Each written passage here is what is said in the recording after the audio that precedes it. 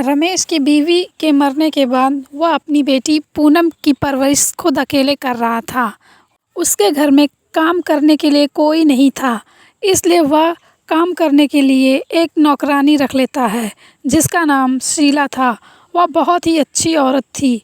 वह पूनम का बहुत ही अच्छे से ख्याल रखती थी। उसे कोई काम नहीं करने देती थी। घर का पूरा काम खुद ही करती थी, जिसकी वजह से पूनम को घर के काम के बारे में कुछ भी पता नहीं था। एक दिन पूनम को देखने के लिए लड़के और उसके माँ बाप आते हैं, तो उसकी नौकरानी शीला उससे बोलती है, पूनम बेबी, आप सिर्फ चाय बना दीजिएगा, मैं घर को पूरी तरह से साफ़ सुथरा कर देती हूँ। तो पूनम बोलती है, ठीक है, आप बता दीजिए चाय कैसे बनती है।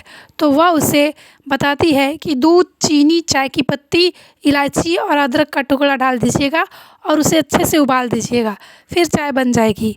तो पूनम बोलती है, ठीक है, आप जाइए घर की सफाई कर लीजिए, मैं चाय बना लेती हूँ। वह चली जाती है घर की सफाई करने। इधर पूनम को रसोई में कुछ भी समझ नहीं आ रहा था कि चाय किस में बनाई जाए। वह पास में रखी एक कढ़ाई उठाती है और उसमें चाय बनाने लगती है। वह कढ़ाई बहुत ही मोटी थी, उसमें चाय में जल्दी उबाल ही नहीं आ रहा था।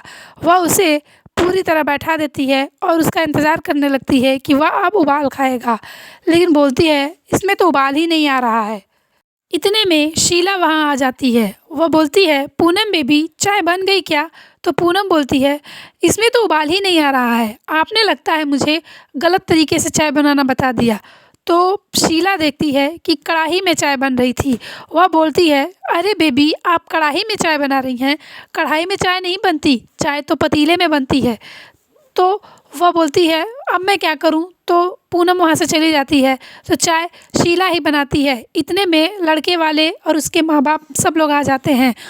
पूनम अपने पिताजी को बुलाने जाती है और देखती है उसके पिताजी रो रहे थे और उसकी माँ को याद कर रहे थे। वह अपने पिता को समझाती है। दोनों साथ में बाहर आते हैं और लड़के वाले पूनम को देखकर पसंद कर लेते हैं। लड़के की माँ पूनम से पूछती है, बेटी, तुम्हें घर का काम सब कुछ करना आता है?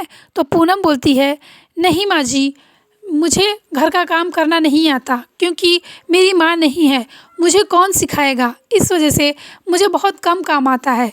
तो लड़के की माँ खुश हो जाती है कि पूनम सच बोल रही है, उसने झूठ नहीं बोला।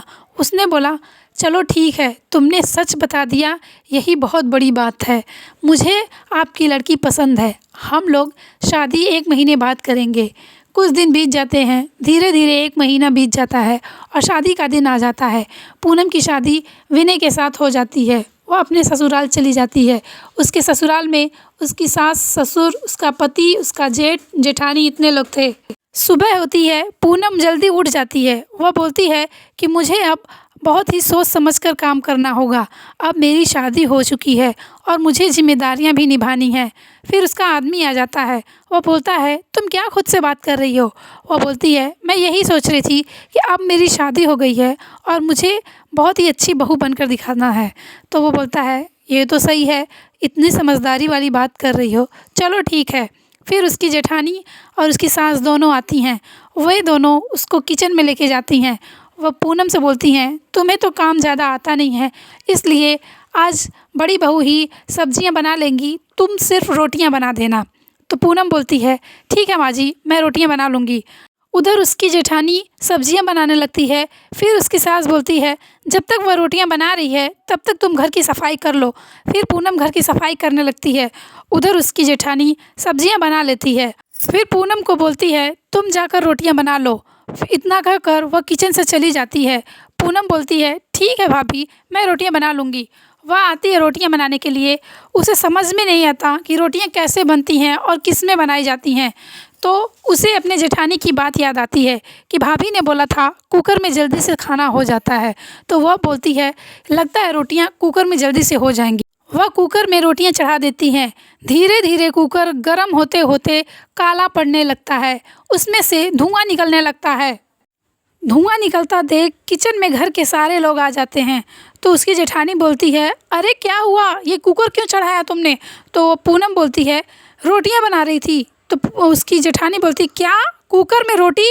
कुकर में कौन रोटी बनाता है? तो पूनम बोलती है कि आप ही ने तो कहा था कि कुकर में सब कुछ जल्दी से हो जाता है, इसलिए मैंने बना दिया। तो वह बोलती है, अरे कुकर में रोटियां नहीं बनती। फिर उसकी सास और उसकी जेठानी चुप हो जाती हैं और एक दूसरे से बोलने लगती हैं कि जाने दो, उसकी माँ नहीं थी, इसलिए उसको कोई काम आता नहीं है, हमें उसे नहीं डांटना चाहिए था।